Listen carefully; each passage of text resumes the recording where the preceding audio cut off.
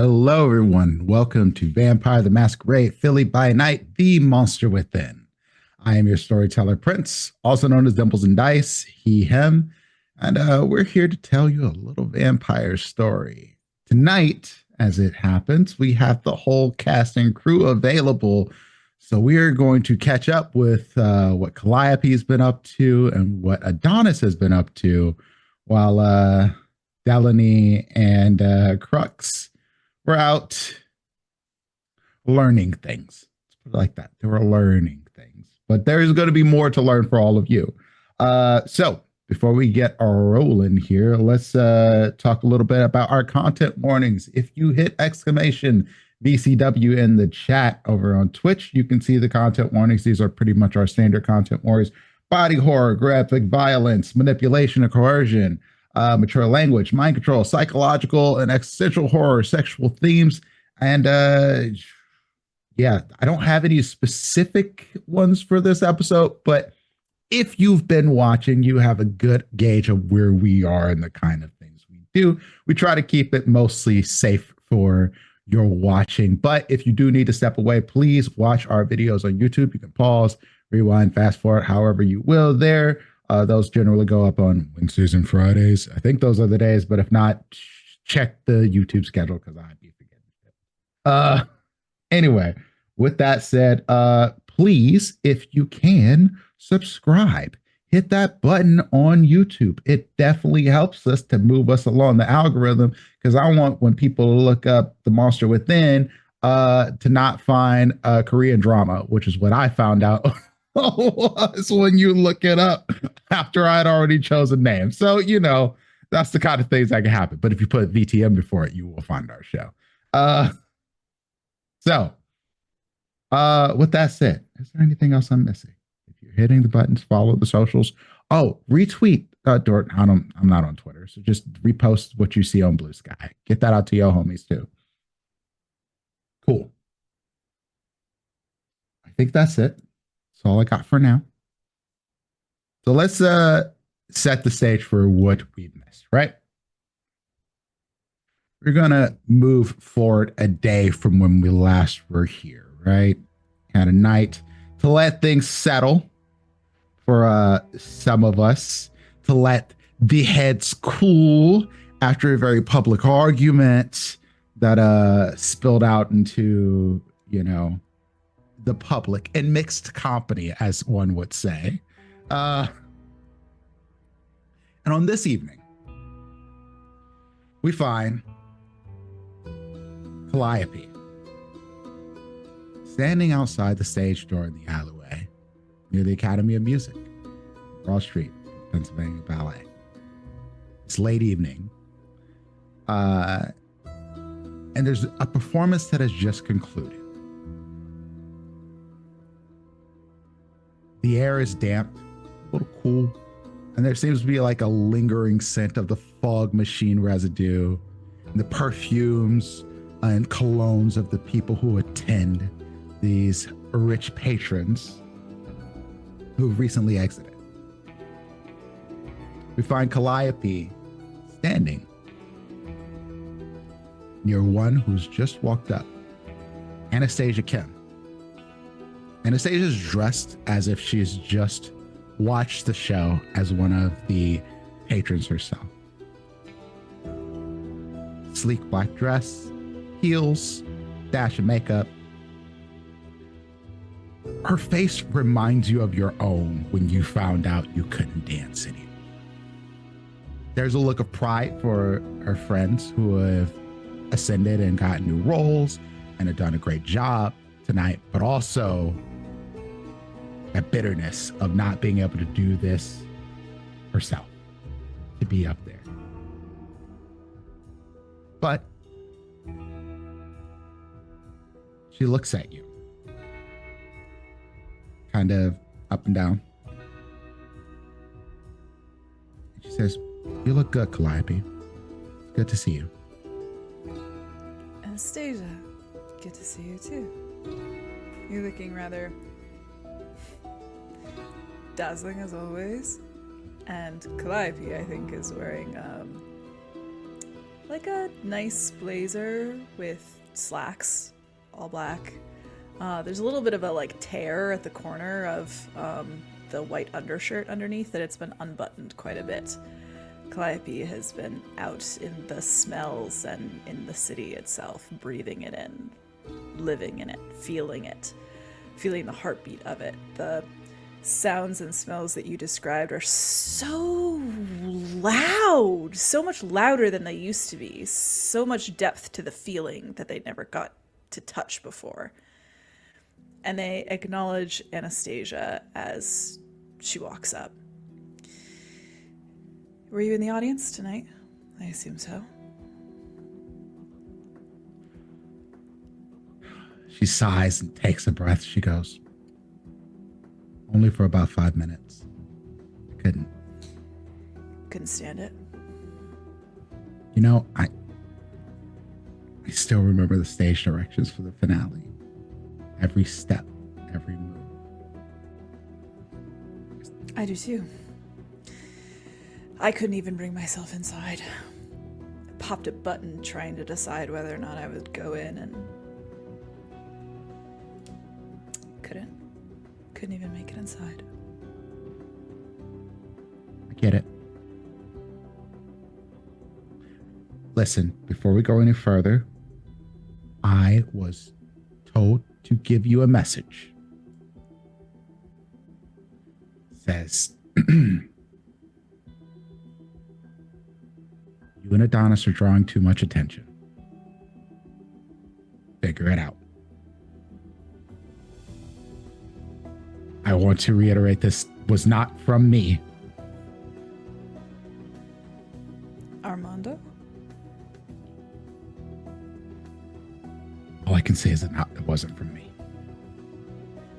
Much like you, the open hand has a lot of things that we have to do that we do not necessarily like.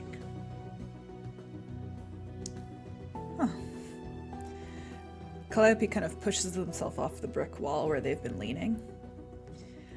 You want to take a walk around the block, see if anything else is playing? Sure. Calliope starts walking, and then looks sideways. You know, it's hardly fair. I don't even get to make a scene about it. Isn't that what we do? Make scenes about things? And she kind of laughs at this. She goes, you know,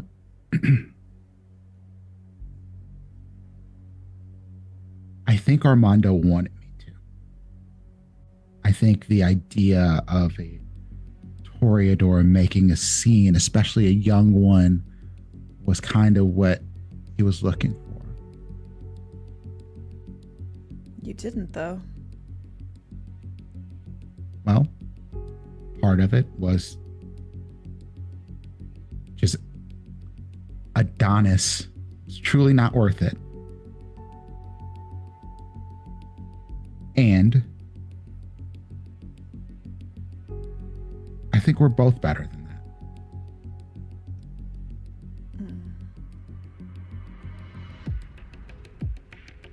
Calliope thinks about it for a moment. They kind of look up into the misty air. I imagine it's a little cold now that night has settled in. Their skin pricks a little bit. They don't feel it, but they feel it. Mm-hmm.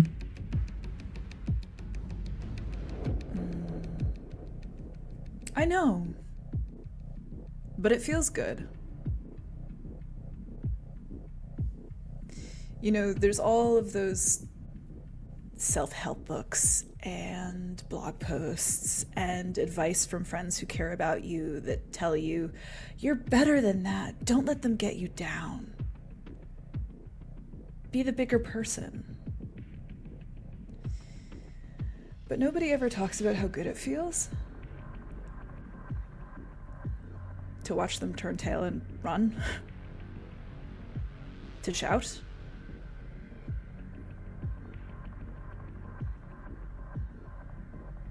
She looks at you genuinely. She goes, I've never done that before. never felt like I've been allowed to do that before. Oh, yeah, you're the Always. perfect prima, aren't you? But they say it She almost, kindly. yeah, and she gets that, but she almost blanches at hearing that. She goes, and that's the only interesting thing about me.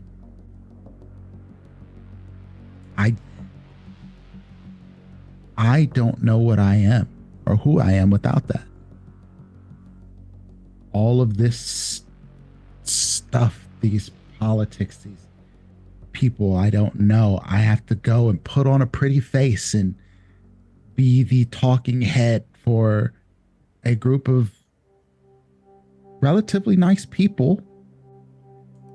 Kindred. Relatively. There's a few of us that have some prickly bits. But is this who I am now? Just a pretty face in heels who follows orders? Is that it for me? This is what I work at.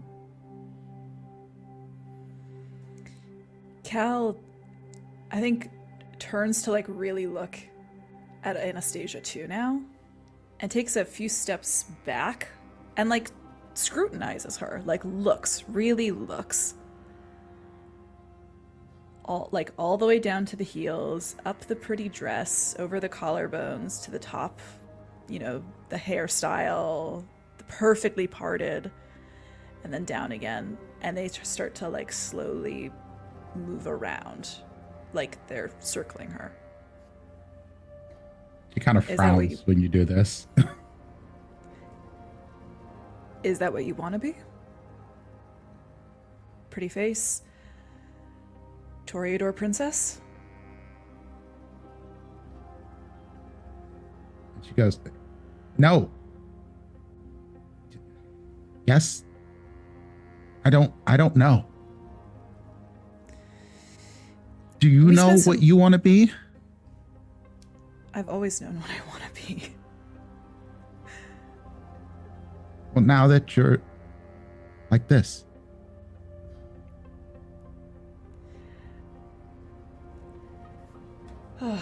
Dr. Gray.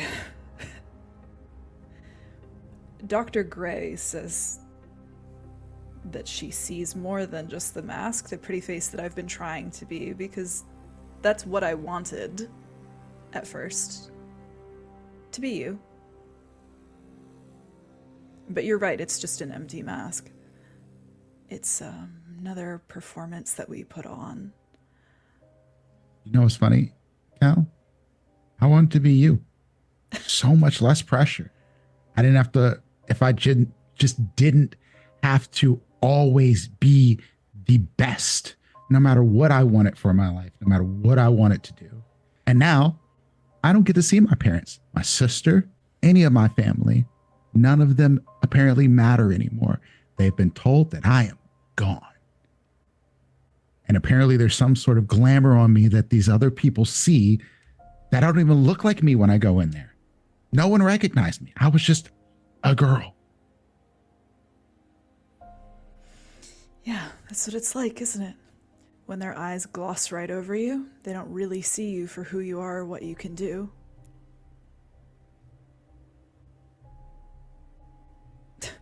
At least people looked at you once. I'm still fighting for it. Oh, they still look at me.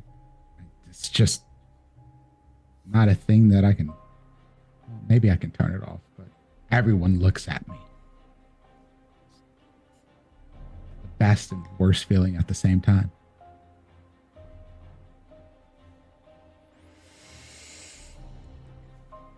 Calliope inhales really deeply, pauses and kind of stands a few feet in front of Anastasia, and then lets out a fucking rip-curling scream.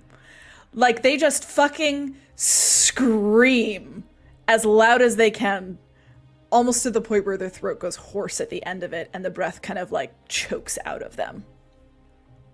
She backs out. Okay, now you do it. What? It feels good. Anastasia, your turn. People are going to look at us like we're crazy. And there's already people. So? We're having a fight. Are we?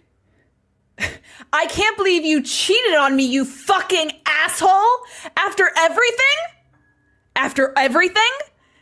Are you for real? And she kind of pauses for a second, taken aback. And then she screams just like you did.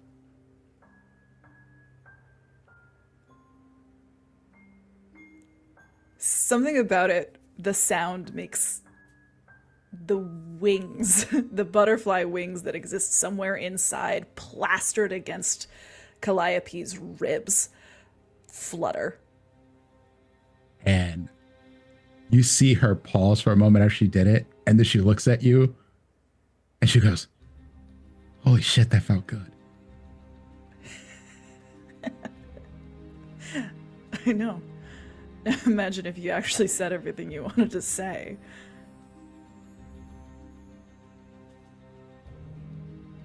There's a time and a place.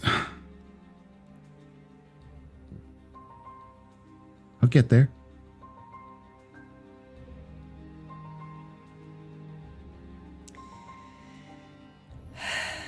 You know, the nice thing about always living in your shadow is that I couldn't just rely on trying to be you. I had to find something, some cracked voice of my own, and learn to live with it.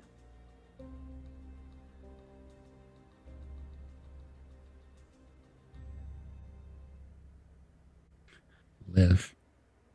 It's a funny word now. Shouldn't be, but it is. Sometimes I forget, and I don't feel my heart beating, and I scare myself. You like feel your chest, or you don't feel your veins move until you're biting from someone and you feel their blood pulsing through you. I can do combinations across my apartment floor for 3 hours. I don't feel my heart beating. I don't get lightheaded. I just keep going.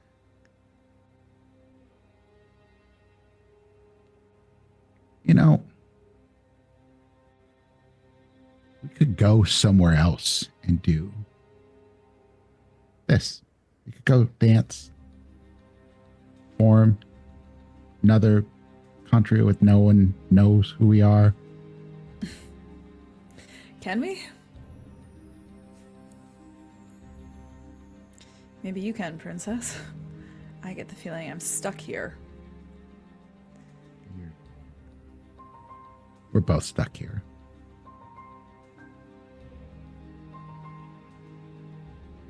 Yeah.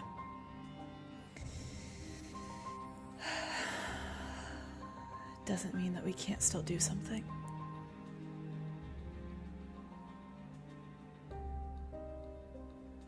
Why did you want to meet me?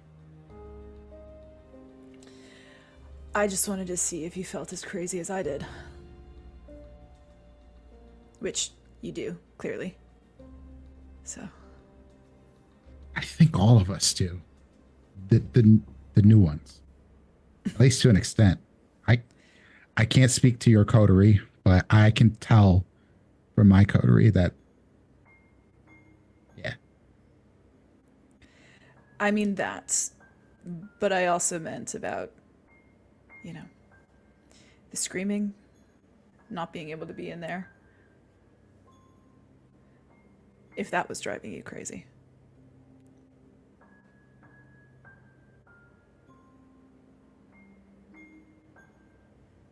He goes, now that I've talked to you, kind of processing it, I don't know if there's like a kindred therapist around or something like that. Maybe there should be, but probably not, because we probably shouldn't be telling any of us our secrets.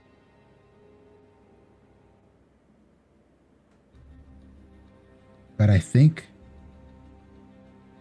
think it's so close to recent that it hurts to think about now. But I think in a month, 2, 6, I don't know.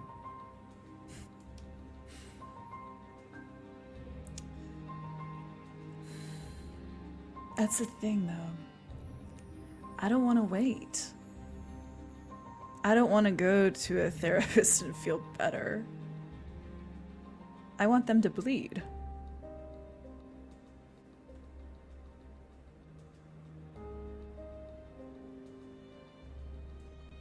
Okay. Sort of get that. Maybe you should too. Maybe you should let the scream out a little more sometimes.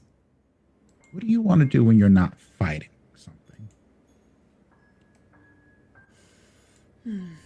Because you seem pissed off. And by all means, you deserve your anger. But like, that can't be all to us. Because if you're anything like me, I know you have that little monster inside of you that's constantly like, feed me and feed me and feed me more. And I've learned that my monster loves attention. Oh, I'm sure. Maybe it's in the bloodline, whatever. But it's constantly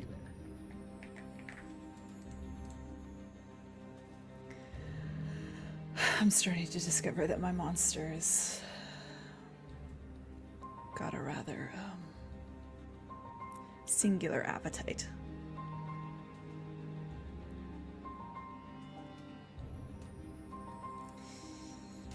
Difficult.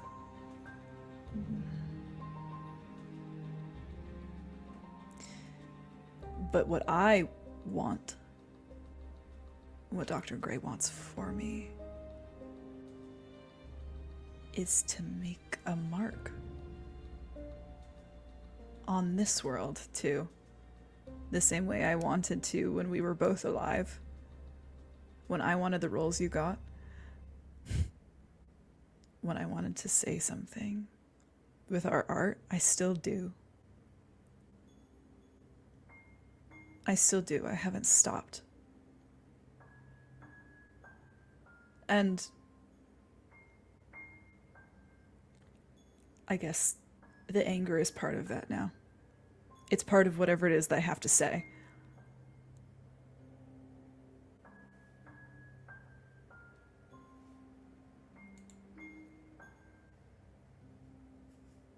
Okay.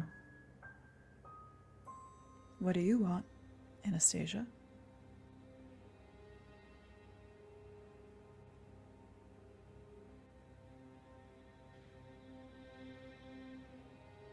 She stops, like walking.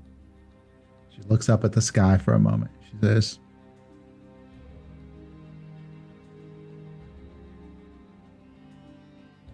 I think I want to be the prince.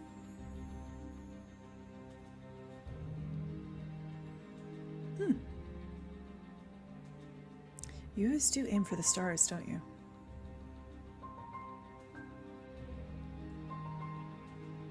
What's the point of all of it if you can't make it to the top?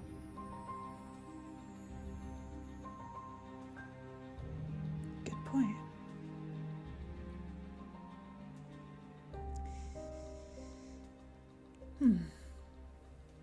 So is that the role we're both going to be going for now? It's been our habit in the past.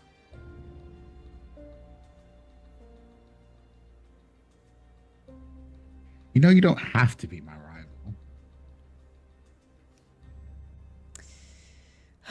Do I have to lose every part of my old life? Give me something to hold on to. She grabs your arms and laughs. She goes, fair. But I'll win. I hope you do. It'll be all the sweeter when I dethrone you. cut off your head like Marie Antoinette. Dance with your body in the street. They do like a little like hop, skip, and jump, and turn and smile. She's like, Condor is very susceptible to suggestion. I could make you Frankenstein's monster. Maybe we can make our own ballet. Site-specific undead theater. This Halloween. Coming to Philly. Maybe we get some old people who got lost thinking that they were going to the knitting club. And we knit them together. Ooh. Compelling. I like the vision.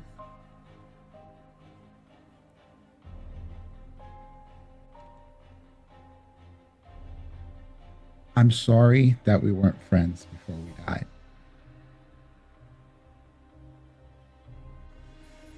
I'm not. I think it makes whatever this is sweeter.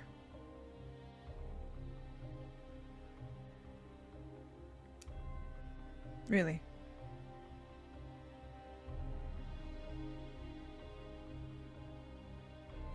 She hugs you. Does she smell good? Amazing.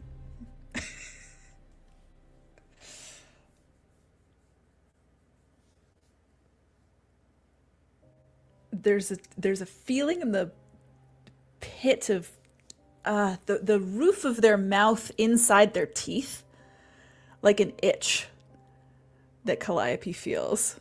Speaking of which, how about you roll me a rouse check? No! You would do that to me? I would do that to you. Wait, is it good or bad if there's like the little thing on it? Do I get hungry or am I saved? The little thing. No. I can't see it. It's the pip. Honk. One success? It's Yeah, the that's honk. a success. Oh yeah, Okay. you're good. Yeah, you didn't get a skull. You're safe this time, Indeed. Anastasia. Calliope thinks about it. I think they consider the familiar tendons that they have watched from the bar for years. But tonight has been okay. It's been good. Even. And they pull out of the hug. We should do this again sometime. Not going to the theater. She looks you up and down. She goes, yeah, but if we go somewhere else, you can't dress like that. Just like what? I told you I popped the button thinking I was going in. I do have a reputation I have to keep. Oh. There are rules. Don't take You it don't personally. like my slacks? No. No? That's too bad. I stole them out of Adonis's closet. That might be why I don't like them.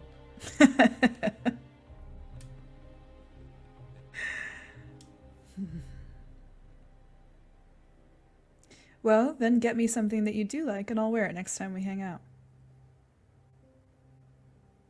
She raises an eyebrow. She goes, another look up and down. Deal. Good. And then when we do, we'll move on from screaming to fighting. Of course. And maybe to screaming again. A few more screamy matches even. And maybe you'll have decided who you want to be. Or what kind of prince you want to be, rather. Sorry, don't mind this opossum. I have some ideas. Have a good night, Cal. You too. Cal kind of leans back and watches her go. And like watches her go. Pulls up. It's fancy. She steps in. And then she's gone. And Cal looks down at their slacks before like kind of rubbing their hands on them and goes, I hate dating in a different tax bracket. And they get up and start walking down the sidewalk. Excellent. So with that, we are going to pivot to another scene.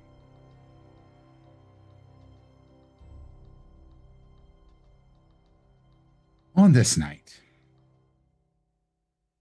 we have a troubled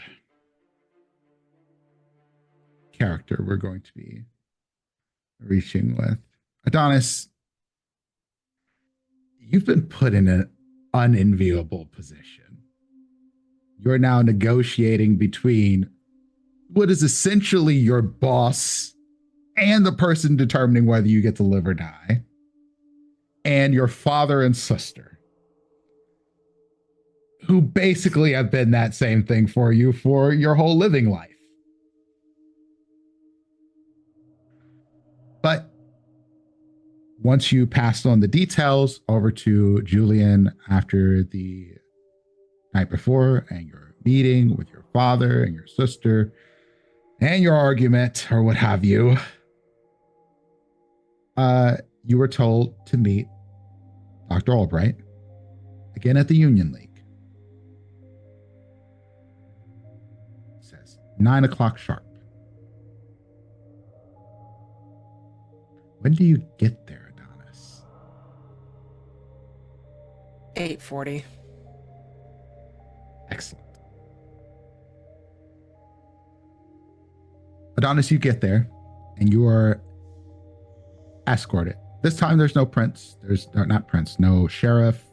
No really familiar faces this evening. This place is definitely being frequented by kind tonight. And you know the people who are escorting you are likely ghouls.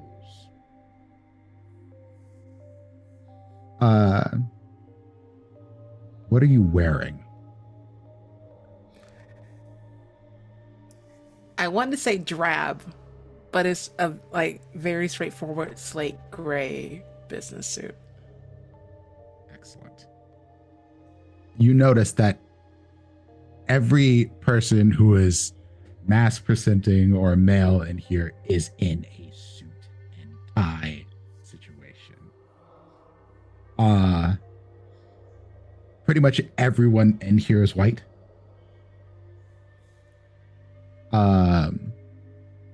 Occasionally sprinkle of a person here and a person there of color, but almost everyone here is white. And you're escorted past the dining area, past the library, into a private lounge. It is larger than the room you were in before. And you can't help but walk through here and feel like everyone in here is making at least $1 million a year at minimum. And if they're making $1 million, they probably don't have that much money. They skated by getting a friend to bring them here sort of situation. The room you're taken into is old leather seats. Got the smell of pipe tobacco in here. This is the kind of place where the old and rich lounge. But tonight, there's just you and Dr. Albright. The walls are lined with mahogany paneling, floors, thick Persian wool rugs. Words. And then there's a incredibly expensive old chandelier that you know is worth more than people's whole houses are. Julian sits comfortably in a chair, no desk, just a little table next to him with a drink next to him, what is obviously blood. And there's a chair seated just on the other side of him, almost like the kind of seating arrangement you see people do when they're doing an interview. They're not pointed straight at each other, they're kind of pointed towards the door area. And he goes, Adonis, please sit. Welcome. Thank you, sir. Good evening. Good evening. Good evening. So, how did it go speaking to your father and your sister? I know we have a new contract.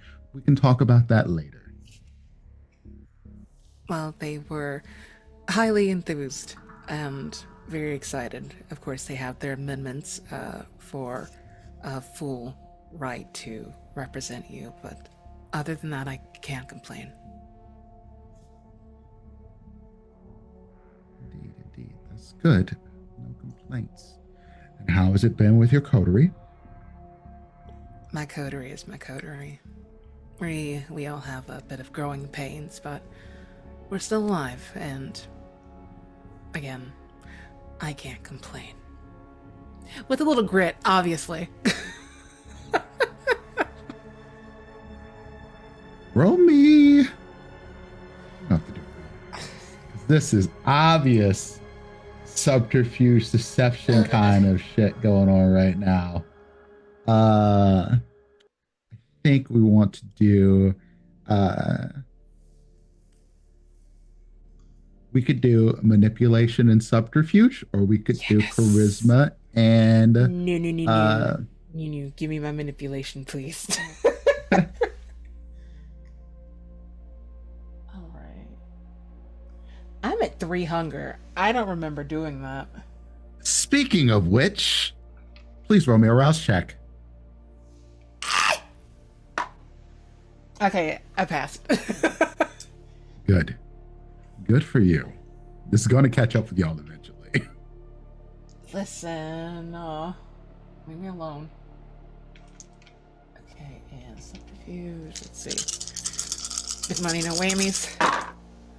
That is. I'm gonna willpower.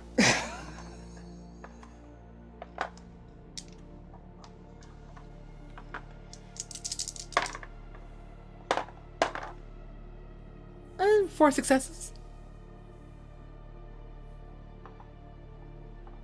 He looks at you a moment and he raises an eyebrow.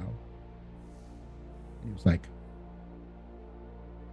listen, there's just me and you here.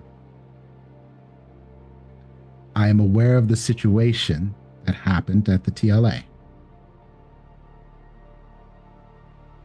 You could continue to avoid speaking about it to me, but eventually these sort of things have a way of worming their way out into the public, and I would prefer if that was not to happen. So if you could explain some of the difficulties you're having, maybe we can do our best together to work them out.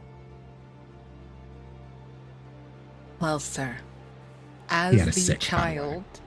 Yeah, I figured. I don't even know why I tried. Anyway.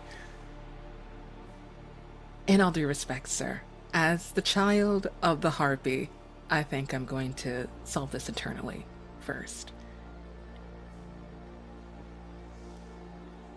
I understand how words work, and if you know that much, the entire city must know. I suspect so. But if you had such a strong understanding of how words work, you may have been a little less liberal with them in the situation you were in. My words now and my words with my temper are 2 different things, so I will adjust accordingly. Good. Outside of that, how did meeting with the Anarchs go? Well, I didn't interact with anyone in particular, but the rest of my coterie seemed to get along quite nicely. So, hooray. Hooray indeed. I find the terms of the contract to be generally agreeable. Your father is a shrewd businessman, and I honestly had a feeling that this would be the case nonetheless. We would do this for the term of 4 years, which we had already talked about, and I believe there'd be nothing less to do is sign. Now, you will continue to be my liaison in these situations. It seems like you've been managing to make your relationship with your parents and your sister to be a little bit smoother than it was before, based on our research, which is good. That said, I do have concerns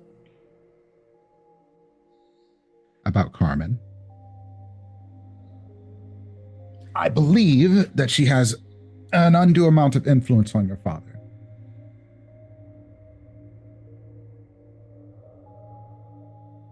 And to adjust that, I should.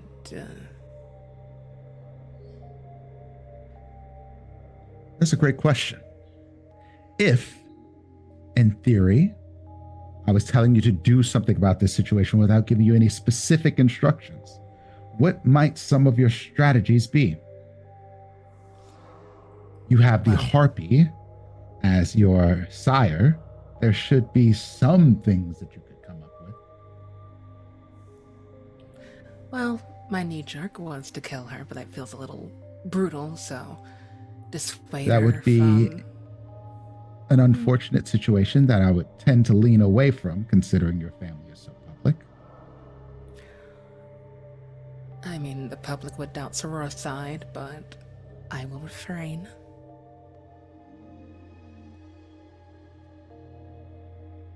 What else do you have for me? I mean, the most tame and the least extreme I can think of is getting her out of the country. And if not the country, the city. And if not the city, the state. Put her on a new business venture. How would you do that?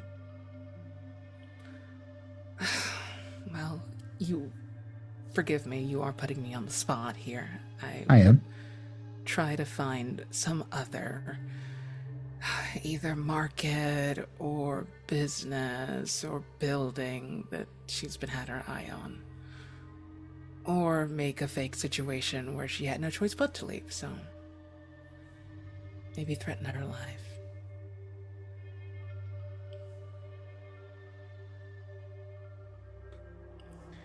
He kind of chuckles for a moment. He's like, how very human of you. And what's the inhuman answer? What are you capable of? Truly. Well, I'm capable. Oh, excuse me. I ask because you offered very human solutions to a problem. Threats, subterfuge, lies, manipulation. And while those things are absolutely within our wheelhouse, I am a Ventrue,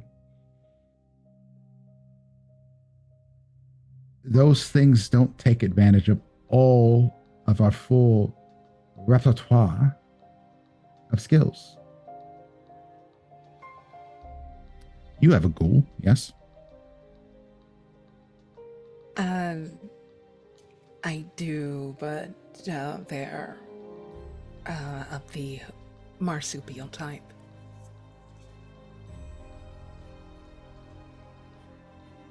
He goes to say something, then he pauses, and then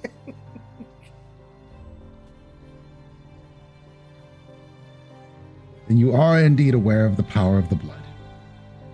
Yes.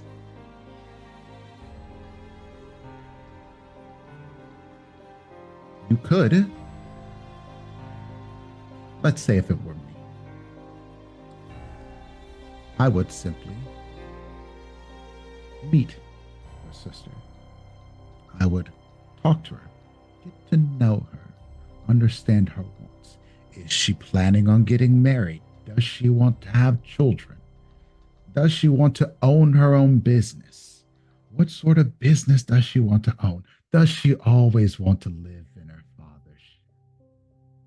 Does she want to take over her father's business? What if she can't because your brother is there already waiting in the wings? Confident, competent, good head on his shoulders, not temperamental. And give her just a nudge with a bit of supernatural manipulation. Perhaps they're all plotting against her. Perhaps they don't want her in the business. Maybe she should get out right now, take the money she has and start her own.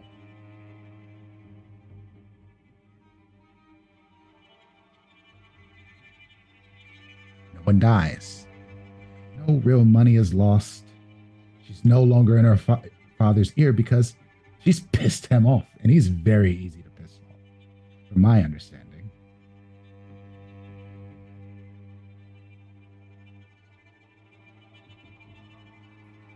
Embrace your unlife, Adonis. He steps on a roach, kind of twists it under his foot without even looking at it.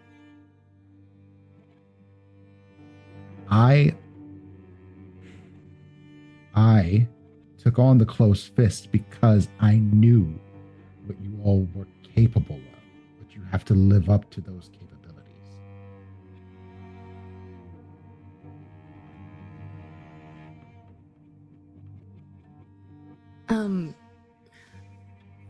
Dr. Albright, would it be okay if I asked you a stray question? Looks around the room. There's only being you here. Did you want to embrace me? I remember when, well, my sire took the advantage. I remember him saying that there were other kindred who were interested.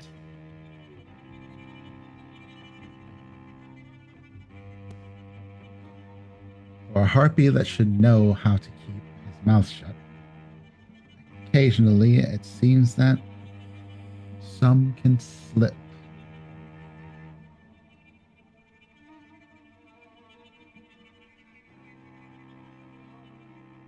If that was the case, it doesn't matter now. I say this because here you are, sitting with me, having a conversation about how to take advantage of your supernatural abilities. If, and please excuse me if it sounds somewhat insulting, but if you had been taught all of the things that you needed to know, we would not need to have this conversation. I'm not insulted, just surprised. Why? Taken aback. I'm just thinking about things could have been easier if I didn't have, and like the pause for some bug across their shoulder, or like a lantern fly shooting out of their head, or a new centipede necklace. That. I'm not denying a razor and the gifts I do have, but I know what Ventru are, what they're capable of, and I'll just keep it at that. He kind of turns, so he's facing you directly and looks you in the eyes. He says, we live a very, very long time, provided we don't fuck it up.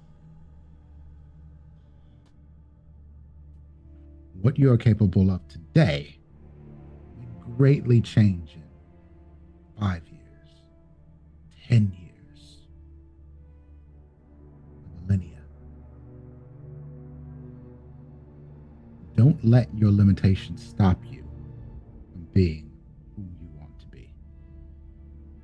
I certainly do not.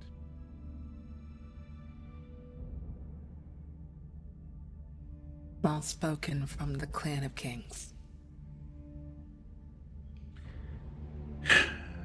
There is something to the power of blood and lineage. But one would think that someone of the Pugh family will be able to recognize this. I may be of the Clan of Kings, but you are of the Kingmakers of Philadelphia. Who gets to wear that crown next? It's possibly your own choice. I see. Well, I don't want to stick with my imagination or particulars for too long. I will go speak to my sister as soon as possible.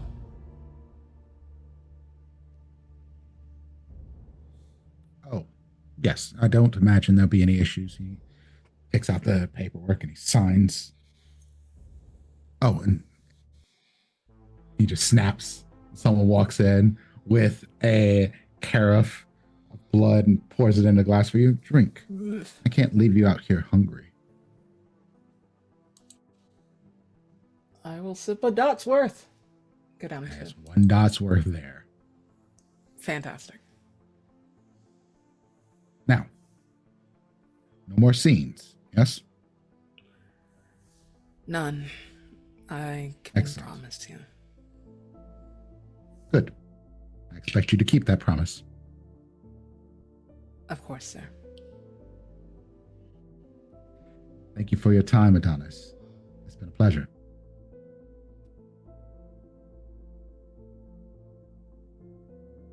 Y'all got to know they clowning in the background where y'all can't see. Yeah, they're making fun of me. You guys, I can't be serious. Camarilla with these 2 peanuts in the background.